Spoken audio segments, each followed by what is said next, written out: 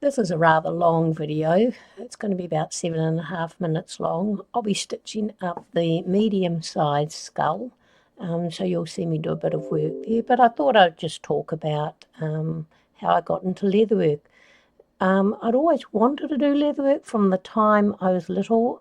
I used to watch my mum back in the 70s do leatherwork. She did some of the bags, and she used to do coasters and key rings, and every now and then she'd let us kids have a go and play and do some as well. So many years down the track, I really enjoyed doing it as a kid and watching mum and wanted to do it. But of course you grow up, you have family, and things sort of take over. But about 15 years ago, Mum gave me all her tools. So she had some really nice tools, and then she had some cheaper ones, but most of them were really good quality New Zealand tools. And I've still got those. I'm using them. I've learned how to sharpen them. I haven't learned how to use the tooling tools. She did a lot of tooling as well on her bags.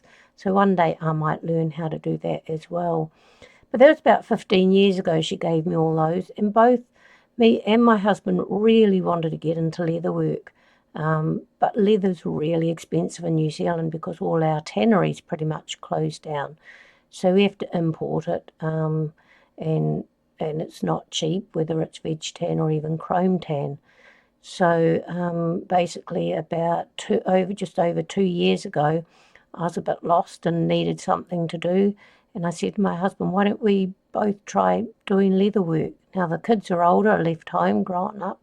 It's just us two, so we've got a bit of extra money that we can spend on hobbies and things like that. He's busy with his crafts and his work, so he said, oh, why don't you do it, and I can watch and learn and you can teach me. So I got into it, and I was 57 when I got into it.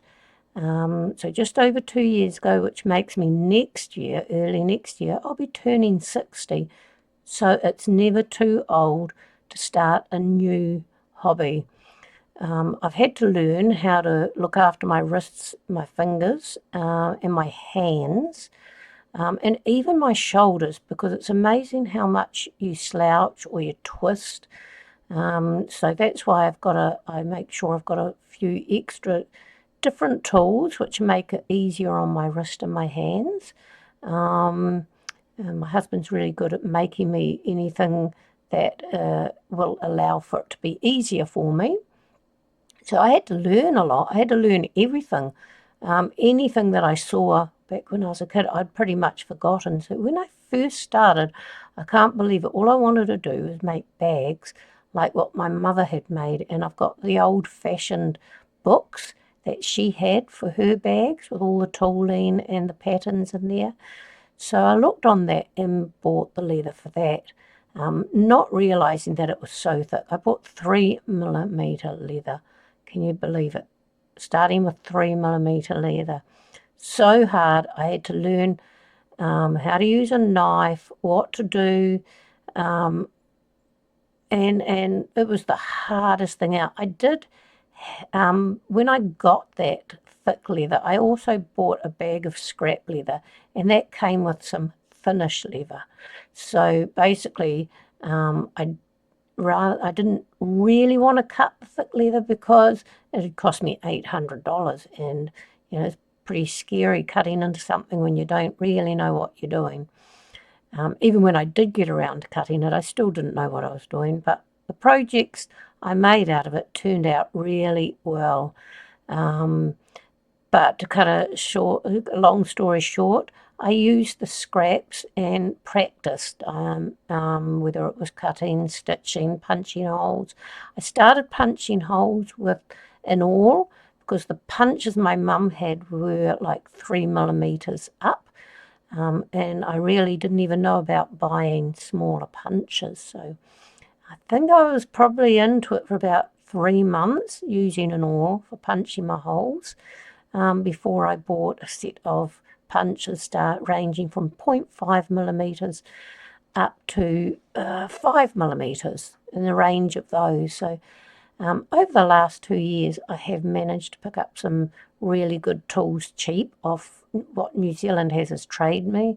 I've picked up some bits of leather, and I feel like I've been learning the trade really well. I have got a few orders even in the time that I've been doing it. So I've made a couple of lightweight bags. People have seen them and go, oh, can you make me one of those? So I've had a few orders. I've sold a few of my finished products. I've actually sold the products I made with that 3mm leather. I'll put pictures up coming up. This one and this one.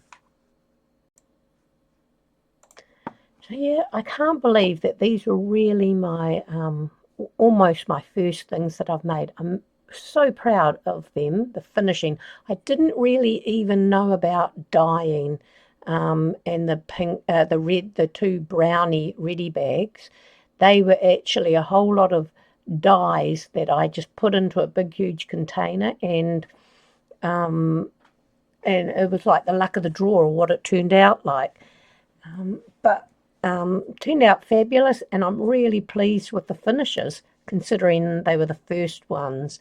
The brown ones, or the blacky ones with the little bit of calf hide on them, they were the hardest ones to make. They are the patterns used from one of the patterns that came out of Mum's bag, a book, and they've both recently sold as well.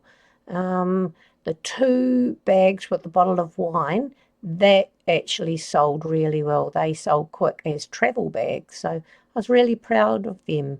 So it's been an experience, and it's never too late to start a new hobby, and it's amazing how many groups there are, Facebook groups there are, that are willing to help you out, teach you little techniques. I've learnt so much of these groups, of the designers. They are always willing to help and give you little tips and tricks and things like that. So it's well worth giving it a go if you're interested.